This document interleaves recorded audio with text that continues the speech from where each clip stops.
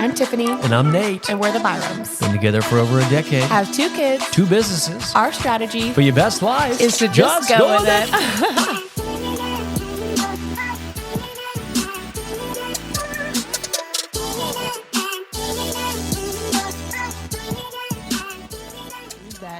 Back again. We are back. Tell your friends. Welcome back to the show. We're so excited today. My name is Nate. This is my wife, Tiffany. Welcome to another episode of the Just Go With It podcast, where we are just a few steps ahead of those that might be listening or watching. And we just like to share what's working, what's not working, our failures and everything in between. So if you're rolling with us, you're just going with it. Just go with it. Today, we are so thankful to have Miss Jackie Brewster with us. Jackie, the goat, literally saved us from disparity. She is our coach. Honestly, she's our life coach. She's our marriage coach. She is an advocate for us and our growth journey. And I'm just so happy to have you today here, Jackie. Thank you for being with us. Yes, Jackie is a certified Enneagram coach, and she really honestly helps you kind of work through past trauma, help me work through past trauma, but helps people find, their core fears, core desires, helps with coping strategies, and honestly has made us who we are today. And I am just very glad that you're here on our podcast today. This is a dream come true, guys.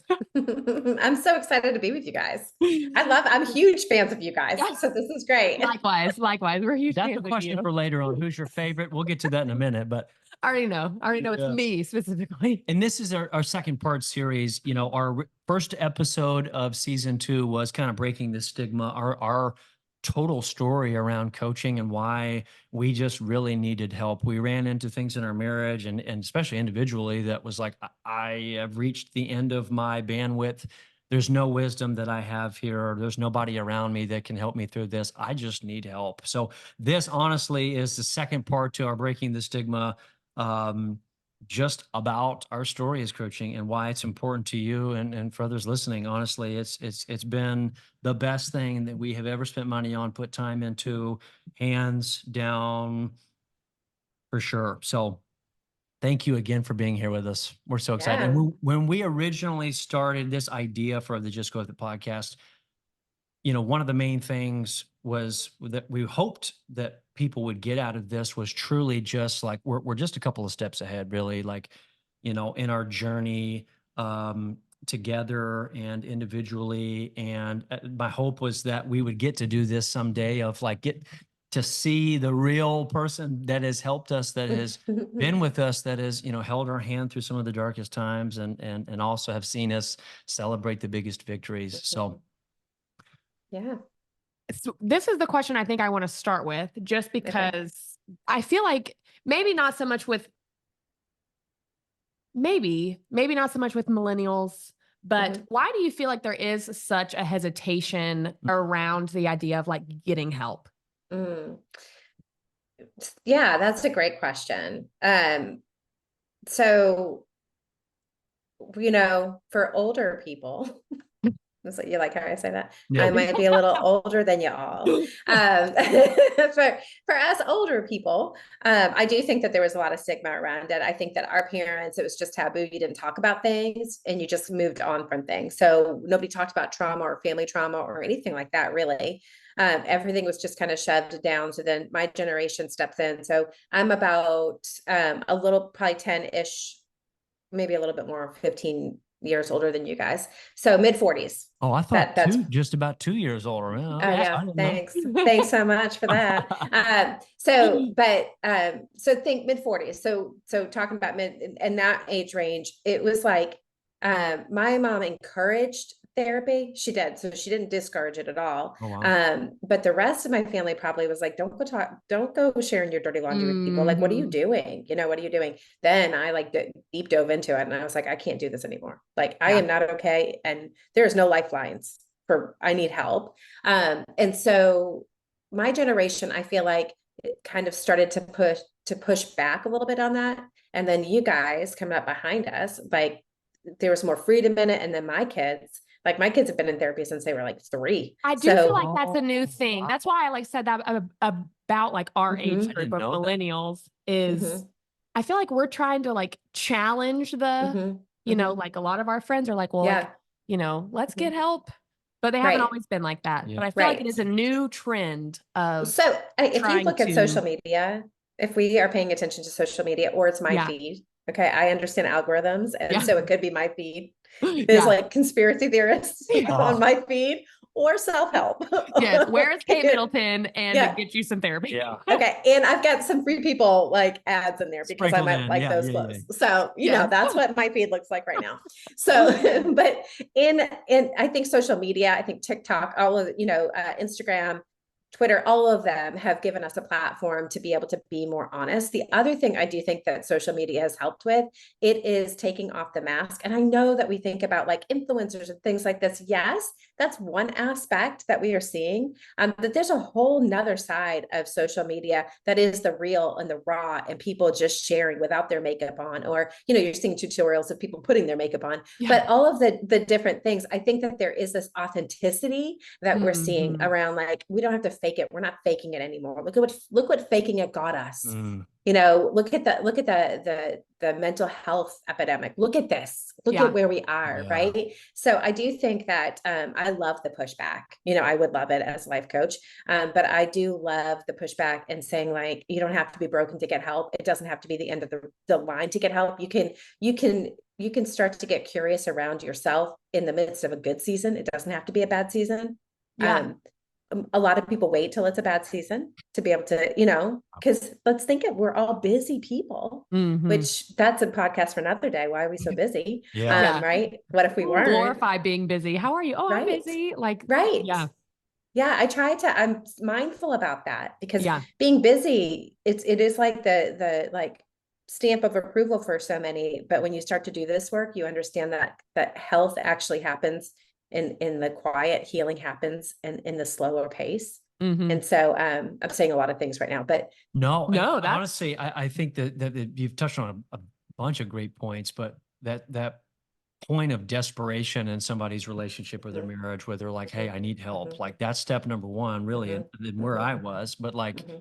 I think two, it's like also surrounding yourself with people and your environment and your feed that's feeding your mind, that's Mhm. feeding you good Mhm. things.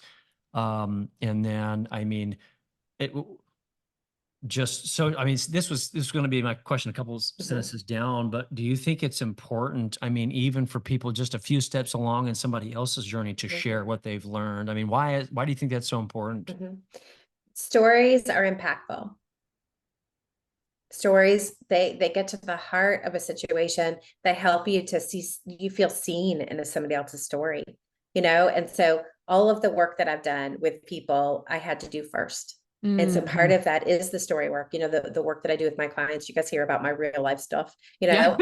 and I love life coaching because it allows some of that, where some Mhm. other More realness. Yeah. yeah, there, you can't do that in every field. I'll say it like that. So I do like the ability to get raw, to get real, appropriately in conversation about different things. But stories are what help people to know that there's healing on the other side. As people of faith, you guys have a Christian background. I do too. And so when I think about the like the clay, like we're clay in the potter's hand, right? And then I think about the clay falling, the pot falling, and then it being shattered and it put back together. And then you put a candle, a light in it, and it shines out. And the light that shines out, it's through the brokenness that you get Mhm. light, right? But I feel like that's the healing balm for other people. It is the stories and hearing that other people made it through. There's hope inside You're of not by it, and yourself. Yeah. you're not Yeah. alone. Yeah. Yeah. And I think so many of us have to know, like, you're not alone. And some of the things that people tell me are hard and awful and all kinds of things. And I just want to be able to hold space for people to know that in all of it, you're not alone. Mhm. In all of it, you might have hit the bottom, but we're not going to let you sink down into the depths. Mm. Like, we are going to help you, and I'm going to resource you with therapists and all kinds of things if that's Mhm. where we're at in somebody's story. And so, yeah, I think being able to see yourself in somebody else's story is very healing. Preach. Come on. Yeah. I This mean, is like, I this was is just like, this is a session girl, itself. you go. Taking some notes over here. Like, yes, I'll take that for me. Yeah. I mean, So resonating so much. made me think about this. Like, why did you get into this space? Like, why? Because it sounds like, I mean, from knowing you, of course, like you do have such a passion for Yes. this, Yeah. for helping others. Like, so how did you get into this? Well, how I got into the Enneagram was a very crazy day at the park with a friend and my children that ran wild. And then I looked like a crazy person, which I was. I really was. 4 kids deep and living an all mind and healthy sevenness. I was crazy. And a friend gave me this book. And so that was the beginning of the journey on the Enneagram. She gave me this book and I was like, oh, I think she's trying to fix me. And I was like, I think I need to be fixed. I'm going to read this book. I was not okay. And when I look back, I'm working on a project right now. And it's very personal, but it's another book. And so in that, there's a lot of these personal stories. I was not okay. When she gave me that book, I was not okay. It was her way of seeing me. And I was open to receiving in that. And then from there, I started to learn about myself and then went in and got some great therapy, a lot of therapy, and did some deep intensive work for myself and my marriage. And then also chose to go down the experiential path as far as being certified in experiential practices, experiential modalities is probably a good way to say that. And so in that, I think that's where I probably figured that the question to you, or the answer to your question, Nate, because they had asked me then, why are you doing this? And I was doing it for my children. That's why. And I could cry. Like it was because I wanted to be able to understand them and I wanted to be able to hold space for them. And I wasn't doing it well because I didn't know how to do that for myself. I didn't know how to hold space for myself. I had held space for a lot of people. And I just didn't know how to do that for me. And so I had to, it's like when flying on the airplane, I had to learn how to put my mask on first. And then I could put them on my children, and my husband, you know what I mean? Like he's part of the picture too. But when I look at the whole thing, he's a very big part of it. He's great. We But love him. we do love him. He's great. just there. Yeah, right. He's like, really? I feel like I've got a bigger part in this. Although he's like, but don't bring me into it because he doesn't. right? I tell all of his stuff. So it's like, just stop talking about me. But I do think that was a big part of my work, and even the book that I'm working on, it is for my children. It is for my children. I love that. A new book. I'm pumped. We have your books literally. We keep them on our table because of how often we use them. They're literally I love that in our daily life. So why the Enneagram and how could that potentially help people? Well, also, can you first explain for people that might not know, because that's huge for us. Yeah. But like, what is the Enneagram? Yeah, it's a personality typing system. So it does have ancient roots. You know, you can read all kinds of crazy things about it, but at the end of the day, right? At the end of the day, it is a personality typing system that helps you understand the inner workings of you. It is not, I always say, like, I'm not a label maker. Like the Enneagram is not intended to put labels on you and for you to walk around defining yourself by your Enneagram type. It is really a beautiful resource for you to begin to understand what's happening on the inside of you, the inner journey of you. And it breaks down the roots to the why that it's really hard for us to get to. You know, so it is a great tool for self-awareness. It does take time. So this isn't a quick read. You know, you might be reading things and scrolling through the Instagram. On the line. I sound like my grandmother. But you might be scrolling through social media and see things about you that resonate. And, you know, as a coach, I'd say, like, yes, let's go deeper. We're not, you know, so it's a personality typing system, different than a Myers-Briggs or a DISC or some other tests that are really, really great, you guys. But the difference with the Enneagram is it gives you a growth track. So we're not trying to put you in a box. We're trying to show you perhaps maybe the patterns in different ways that you have kind of created a box around you. And like, this is who I am kind of thing. And then, you know, if you've got a coach like me, I'm going to challenge you around that and say, yes, but why? And is it serving you? And do you want to keep doing it? For sure. There's a lot of challenge in it. There is. So that is, you know, the Enneagram in a nutshell.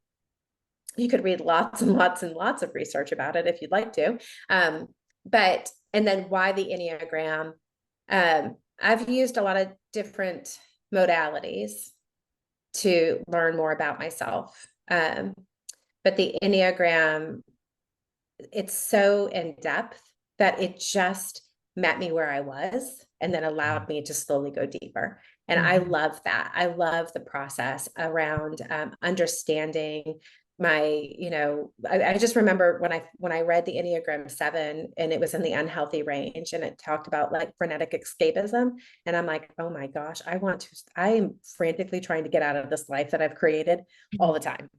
All of the time. And I thought there's something wrong with me. And my family was like, how come you're never happy? How come you're never, just stop moving. I couldn't stop moving for so many reasons. I couldn't stop moving. So it helped me to understand I'm not broken. I might not be healthy, but I'm not broken. Yeah. And if I'm functioning down here, then I didn't just get there. It had been lots of things that have happened over my life that has caused me to be at that lower level of health.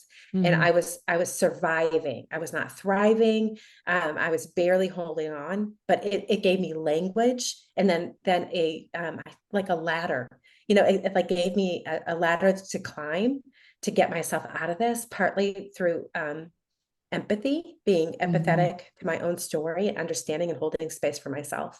And then that compassion side, that care and action. So I was empathetic and compassionate to myself, which allowed me to climb out of that ladder. Yes, for sure. Yes. So that is huge. Yeah, all of that. That's why. How do you feel like it is a tool for, I'm just going to say couples, because I feel like it has helped us so much.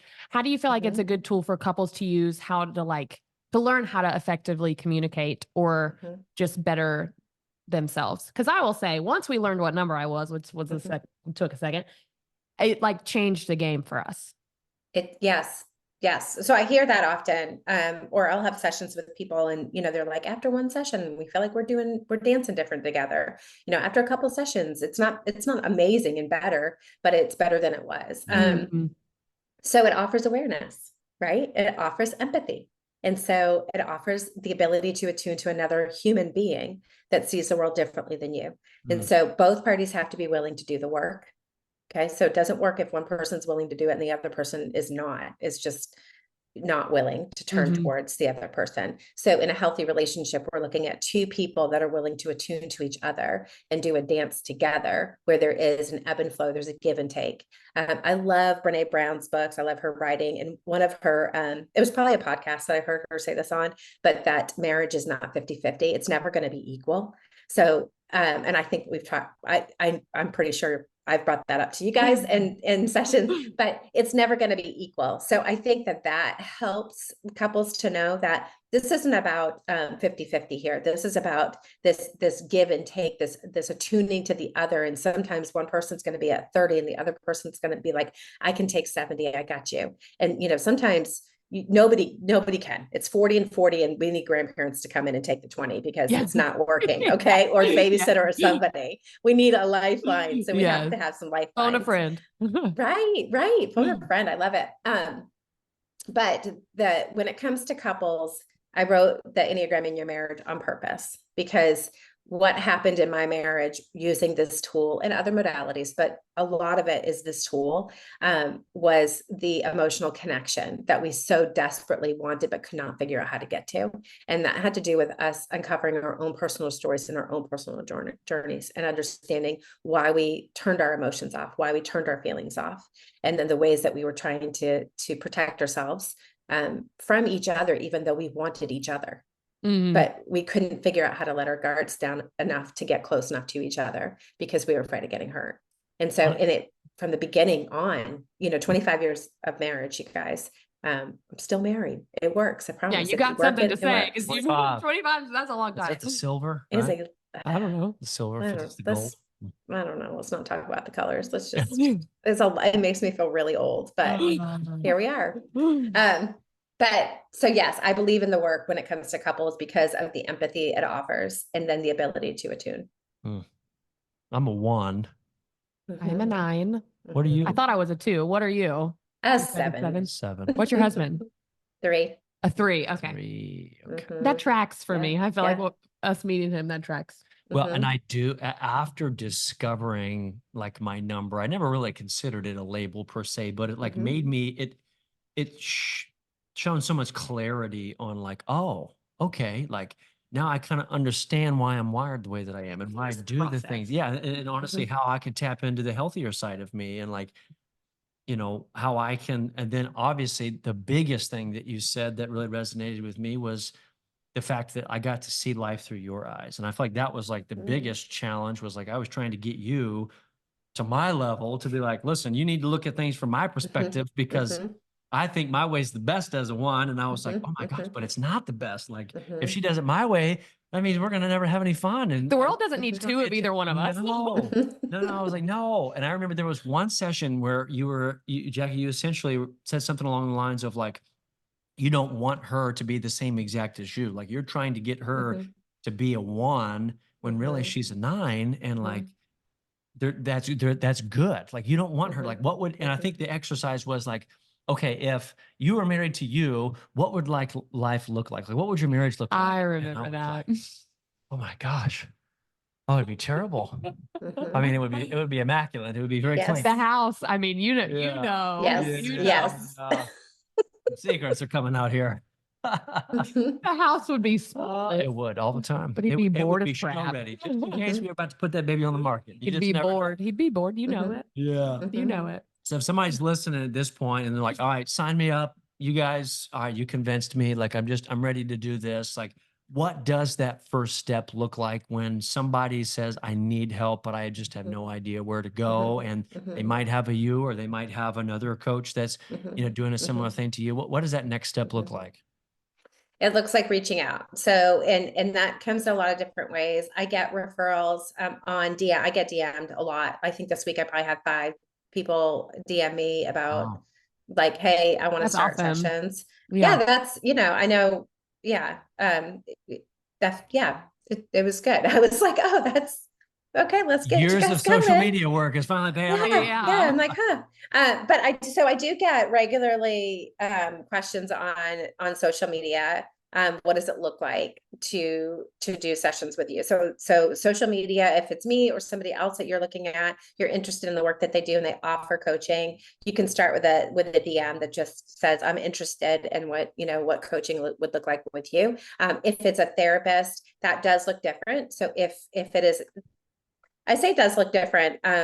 You probably can reach out to them through DMs as well. But if it's a therapist, then most likely they have a different landing page for you to go to and fill out the information, and they can get you started.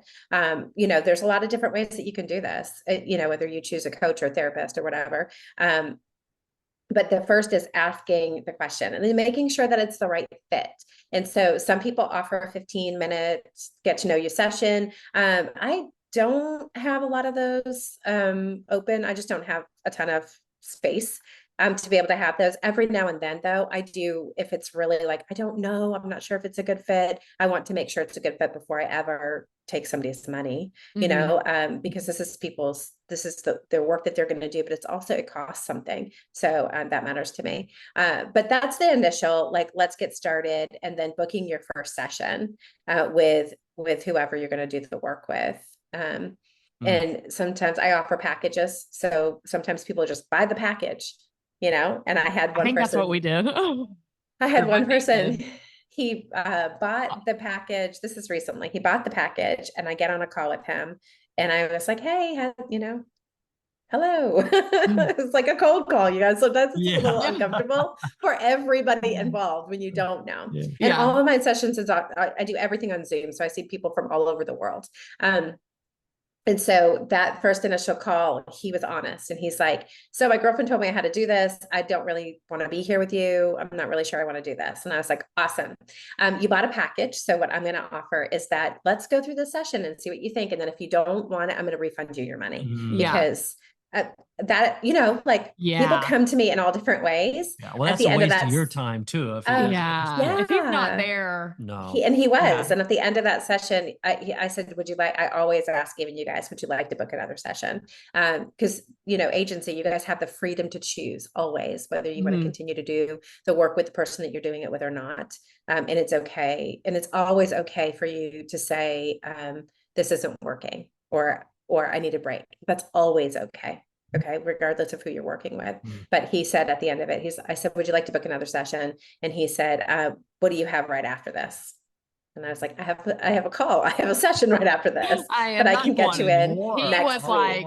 He wanted more. And then he has not missed his sessions. And it has been a really neat journey to watch him. So that is couple work, but they're doing their work separately at this point. Oops. There we go. Celebrate that, baby. Celebrate that. It must be the peace sign that offers so good. balloons. I'll never forget my first call. You were a referral from a friend of mine who had spoke a lot into me. And I was just like, man, I just need help. Like the questions I was asking him as like a mentor, he was like, I mean, Nate, I got to be honest with you, man. I don't think I've hit that level of training yet. So here's Jackie's number. And so like the first call, I think I did like a 15-minute introductory before I did the packages. And I was just like, Jackie, I don't know if you can help me. I don't know what kind of help I need. I'm just messed up. I don't know what's going on, but I feel crazy. I feel like I'm crazy. Like one hand, it's like, Nate, everything's great, man. Have fun. And then the other is like a quote from Remember the Titans. It's like, you drop a pass, you run a mile. Perfection, gentlemen. Like, and then the other part of me is like, I'm just emotional. I'm crazy. And like, I don't know what I need. You remember that? Yes. Oh, I do. I remember where I was. And you were like, I think I can help you. And I was like, I don't know if you can help me, Jackie. And you were like, well, do you want to book another session? Like, do you want to go down this run? I was like, I don't know. Like, I don't know what I need. I just need help. I don't know what I need. You were really skeptical at the beginning. Yes. Yeah, you are. You were nervous. And I think like, let's be honest, right? Yeah. Everybody, even Tiffany, when we started working together, you were nervous. Oh, for sure. Scared. Yeah. I think that we host a lot of people at our house my husband's in the music business. So there's a lot of people at our house a lot of the time, and most of them know what I do. And so it's funny because some of them will walk in and you can tell they're sizing me up the whole time because they think I know things about them based off of what I do. Yes. And so do I know things about the Enneagram? I do. Do I ever put someone in a box? Yeah. I'm not. I'm like, I just want to be friends most of the time. You know what I mean? Especially if you're coming into my home. Yeah.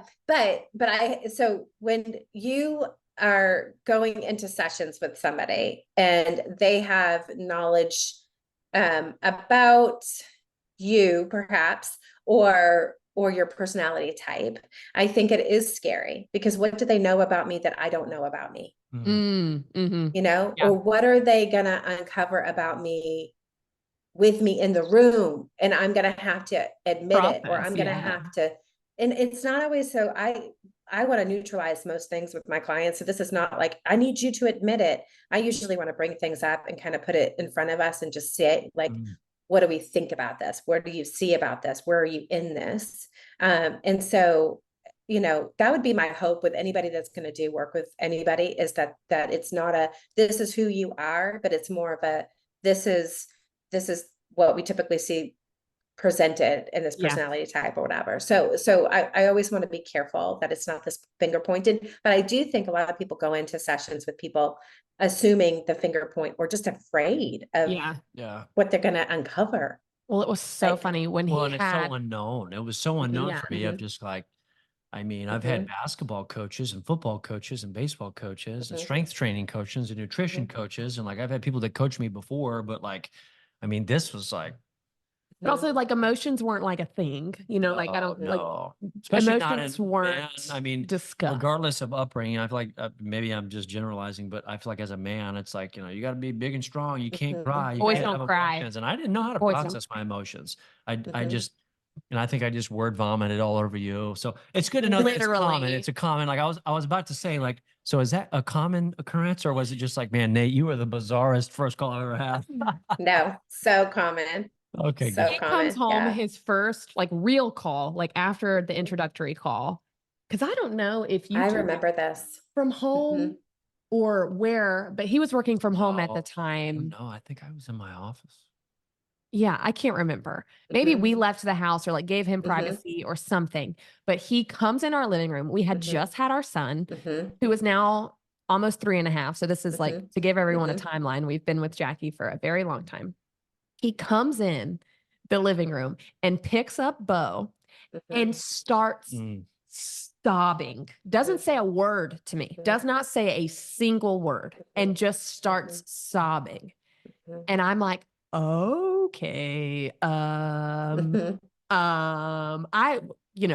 okay, I don't know how to process this. Granted, I didn't go through nothing today, Well, and but I like, don't Yeah. cry. no, was very out of character for him. So I was like, okay. When you're ready to talk, I would love to know how it went, because something for you to react that way, I would love for you to unpack with me. Like, Well, you said this earlier, and I think, from that, introductory phone call or first session, or it's like, hey, buy a package or whatever, like, and I'm asking a question like, where do we go first? Because I know, for me, it was just getting to see like your younger version of you is kind of driving the bus right now. mhm. And like, kudos to him because he's gotten you this far, but like, it's time to like, essentially get in the driver's seat, and take the Yeah. reins from your childhood self. And I feel like that was, and you said It was this like a little earlier, dog, we right? just, well, it was really just this space that was held for me to realize like, man, I've been in survival mode, man. I've just been trying to Yes. just Mhm. cope. I've been like struggling with these addictions of sorts, like all this baggage that I have. And like, I just had like the visual representation of like, I think you held like these little dogs or whatever, and it was like the one that had like the shark costume on, or it was like the baby dog versus the big dog, and it was Yep. like, it's like this is where we're headed. So is that normally like the first couple of sessions is like Do I? Sometimes sometimes? I'm thinking through. I mean, I remember the beginning sessions with you. I do. I think what I'd say is that every session is different. There's not I'm not like a 6 session and done. Like, I don't tell you about your Enneagram type and here's the things and here you go. I just don't do it like that. So my passion and, I pray to God that the rest of my life I get to do this work is working on journey within work, which is this deeper exploration around where do these patterns come from. So what I do typically touch on pretty early on, maybe the first session, if we're there. And I typically do because it helps me with typing. It is these unconscious childhood messagings, these messagings that we took on, and then those messagings motivate our behavior. And so these unconscious messagings of like, so me as an Enneagram 7, I'll put myself out there. So it was, you can't trust anyone for anything. And I'm like, 100%, 100% that, and I can trace it all the way back to my little tiny self. So, and then this heart longing of, I just don't want to know I'm going to be taken care of. So as an Enneagram 7, those two messages, and that I want to know I'm going to be taken care of. It's not monetary. It is emotional. And, I don't think that that's spelled out super great within the Enneagram system right off the bat, but I think as you dig down into it, you begin to see it's just an emotional need. So you guys would have come to me, as an Enneagram 1 with this unconscious messaging. Can I share it? Are you open to Oh that? yeah. Oh, I'm saying, Okay. yeah, it's his, but Okay. So, well, I want to be careful. So, the Enneagram 1's unconscious messaging is it's not okay to make a mistake. And so Yeah. it's, going through life from a very, very young age around, I need to be perfect. Everything I do needs to be perfect. And when it comes to Enneagram 3s, sorry, my husband, Enneagram 1s, I'm thinking of the 3 types. It was what happened. There's subtypes within the Enneagram system. So it's not across the board perfecting everything. It is like they either want to perfect themselves, they want to perfect their environment, or they take on a cause and they want to kind of to charge forward and with a lot of passion and perfect something bigger than themselves. So there's different ways it shows up, but the perfecting piece is really loud in the Enneagram 1. And then what they really want to know is that they're seen as good. Like you see me as good, right? Like I'm good, right? Like I'm not flawed, right? Like I'm good. Like it's okay for me to be here. Like I can take up space, right? And so how that comes out in our stories, it's very impactful. So I do use these dogs to help you, this visual, and I use it with a lot of my clients. Not every one of them, but a lot of my clients. And it gives you a visual of the grown up you, and then a smaller version of you that would be patterns of behavior. And that are you functioning from the little you? Or is that what we're seeing? Are we seeing the younger version of you trying to assert themselves in the today you? And is it working? And a lot of the times in our stories, it's the patterns that we've developed over the course of our lifetime that are not serving us anymore. And Yeah. that's the work that we do. Yeah. Yeah. I would end it right there, y'all. I mean, that is it in a nutshell. But the very first time I heard you say, like, I can't make mistakes, I was like, it was just like in Ratatouille when the guy ate the ratatouille food and he like has this flashback, like of all the childhood Tell memories. me you have toddlers without telling It was me. like, yeah, Ratatouille is one of my favorites. But it was like I had this like flashback all the way back to me at like a young age, like Bo's age. Like truthfully, it was like all the way back to his, like Yes. all the times that I was just like, can't mess up. I can't mess up. I can't make a mistake. I can't do this. And I mean, like in basketball games, I would be so fearful of like making a shot or like catching a pass, or was just so afraid of making a mistake that it definitely caused these like patterns of just, oof, yeah, we're definitely not going back there. We are moving forward. We are for moving sure. on. Yeah. So do you find there's one person, especially when regarding couples, there's one person that reaches out, or do you see many couples say, hey, we want to come start to see it together?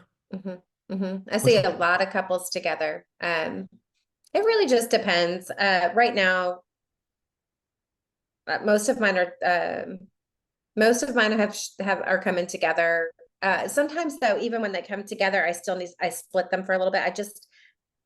Sometimes you guys, we just need a little bit of space to be able to process our own stuff and then come back together. We did that with you guys. Like, I'll let you share as much as you want to share with that, but you can share, honestly, you can share whatever. And that's kind of where I was going, was like, I came, I started, it was like that day. Yeah. I came home, I helped Bo. I was really emotional. I started to kind of work on myself. And I mean, what did you see from that time period? Like, because you were, I mean, essentially I was in the shower and you're like, hey, I think you need to go talk to somebody about your problems. Like I remember that. Well, I just saw like small changes in Nate of like, not to uncover Nate, but he used to have a pretty short fuse where he would get like angry very quickly, quick, and, just frustrated about things that really like wouldn't be frustrating.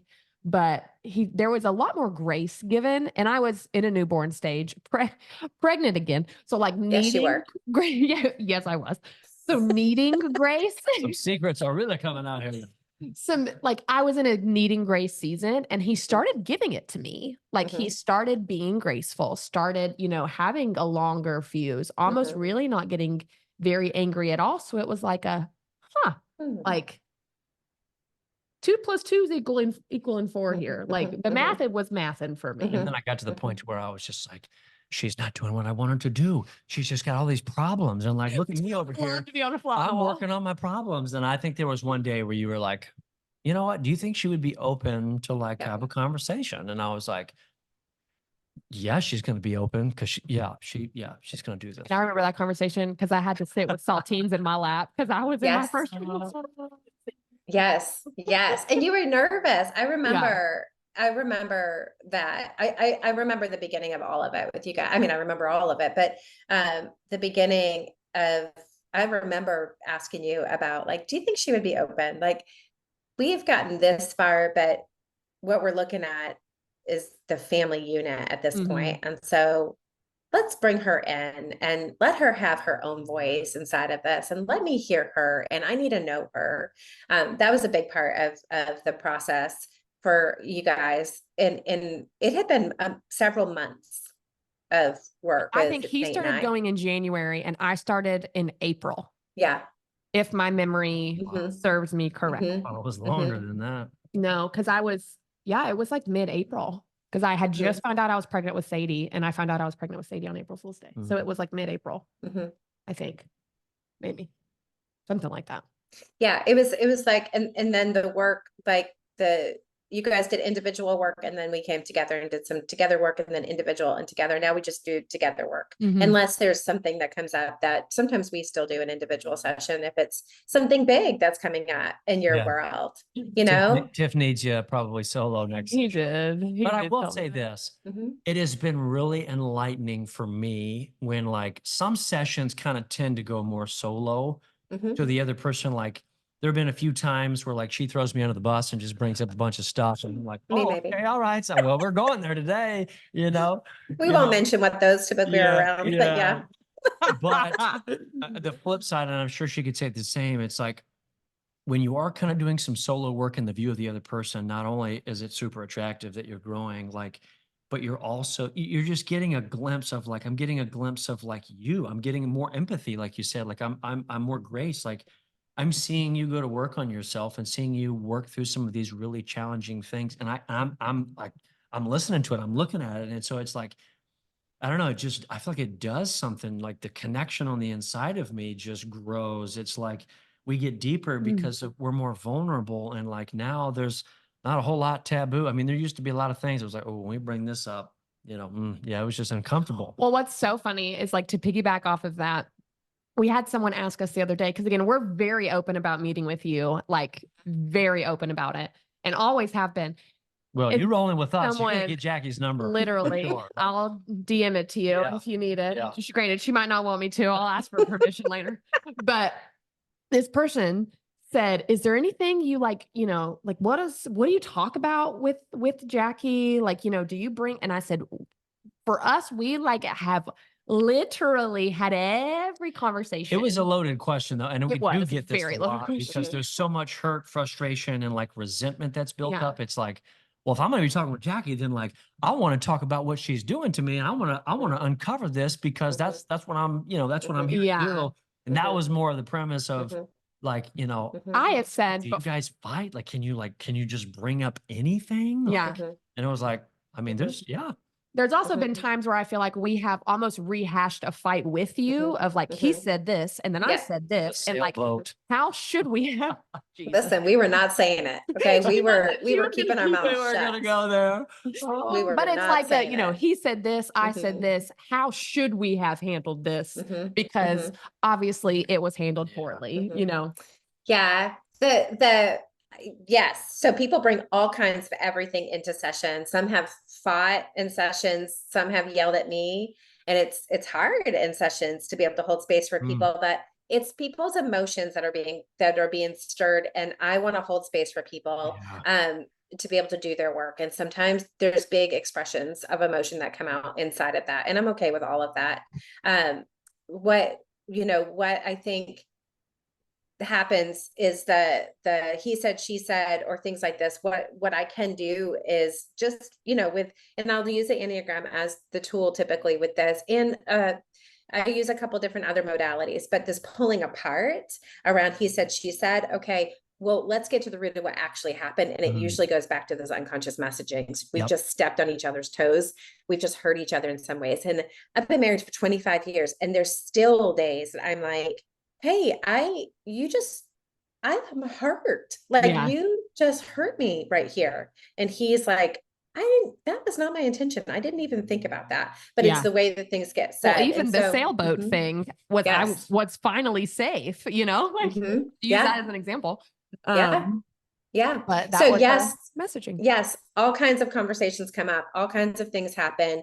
Well, there's nothing off limits. Typically, people bring all kinds of stuff to me. And we just work through it through the lens of the Enneagram, because it gives us great, like a GPS, it gives us a great mapping system inside of a person, but also with some flexibility and some movement and breathing inside of that. You know, there's stress and there's growth and there's wings. There's all kinds of different parts that I can see when you're bringing in different parts of yourself to survive, to get your needs met, to get love, to find safety and security, you know? So, I love what I do, you guys. Like, I love it. You can see the passion for sure around you when you talk about it, which is really cool. Well, and it's awesome because I can't tell you how many sessions we've had where, I mean, it really touches me that, you know, you open up with, you know, I was praying for you guys this morning. I was thinking about, and we were talking about, and it was just like, it's not just like all right, come tell me your problems. Let me give you a couple We quick got an tips and hour fixes, and and all. then bam, Yeah. you know, we're out of here. We'll see you next week. Mhm. Like, it's more of Yeah. like, no, this Mhm. really matters. Like it Yeah. truly matters. The work that you're doing truly matters. And that's why Mhm. I mean, obviously are here today because, and why we're sharing what we're sharing. It's because we went from that place of desperation to then unpacking a lot of those things, holding space when we needed to just sit in those particular places. Mhm. And now it's become like proactive, Mhm. you know, where we're on the Mhm. healthier side of things and can notice those patterns a little bit more. Mhm. And I think you had mentioned this earlier of just like now there's a proactive side of like Mhm. our work together is like, all right, let's move Mhm. on to in-laws. Mhm. Let's talk Mhm. about, you Mhm. know, I mean, Right. chaotic situations Mhm. that, you know, the Mhm. buyers love to always put themselves in, like, you know, Lots or of just like, trips, lots and lots of Yeah. trips. yeah, Paula, come on. That was one of our questions we got on our Q&A too. It was like, you know, how does Nate have so much vacation time? This is like, Yeah. nice, but Yeah. it was like, I mean, You're like, I yeah, have a yeah. flexible job. But Yeah. anyway, why don't you get coaching and then come talk to Yeah. me about vacation time? Yeah. That was one Um, part that, let's just say that too, like for your audience, that was one part of the puzzle for you, I do believe, if that's okay for me to share.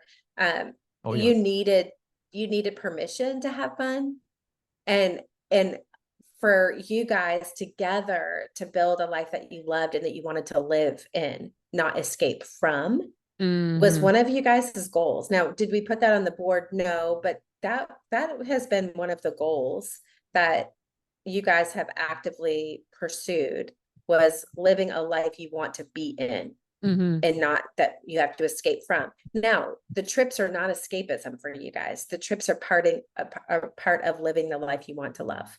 Yeah. You know, like that. So it is not escapism for you guys. It is truly this beautiful rhythm around you guys knowing every couple, you know, weeks. I don't want to say months, but it's really weeks. Every couple, there needs to be something exciting, Yeah. something to look forward to, playful and fun. Part of healing, you guys, has to do with play and fun. Part of healing Mhm. has to do with going back to those childhood parts of ourselves and giving ourselves back what we needed then. Mm. And we can do that in healthy, secure Mhm. relationships. So I am passionate about secure relationships because we can heal and grow in secure relationships. Yeah. And so we can have fun in secure relationships. So I love it. yeah, all of that and more. I hope this is, I don't know if this, I'm trying to figure out how to word this question. Okay. Because we have seen you for what, 3+ years at this Mhm. point. What do you feel like, you know, when you first met us to now, Mhm. what do Mhm. you feel like is the biggest Yeah. change? I hope is that an okay question to ask? Yeah. I don't know. It, I'm curious yeah, from an yes, outsider, but like insider at I the mean, same we first time. started, we were very broken. Yeah. I mean, we were very hurt people. you were, when we first started, I think that, And you can be there as was, honest and uncover, like, I asked for a reason. So yeah, I would be curious. okay. Um, And the reason is because most mhm, think that our life is perfect. Yeah.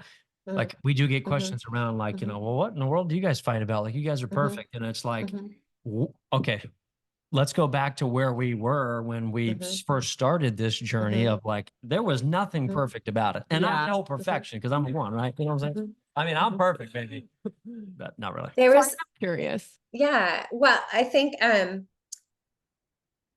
what I would look back at, and I think about you guys often, Because we're and your favorites, but you don't have to Come tell me on. about it. when people That's the ask next me question. questions about stuff, I don't ever share anybody's names or anything like that, but I do reference the journey. Like I have a couple that's been on a journey for a long time, and watching them learn to love each other has been one of the most beautiful seats I've ever got to sat in. So like being able to watch you guys do this, it really, I'm like, this is why I want to do what I do.